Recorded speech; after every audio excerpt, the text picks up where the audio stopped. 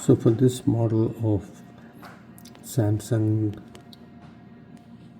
microwaves, here's how you change the light bulb. So if yours looks something like this, take the panel out and you will see on the right side, when you're facing microwave to the right, you will see something that looks like this, a switch. You can pull this out and inside will be a bulb that looks like this with these kind of pins,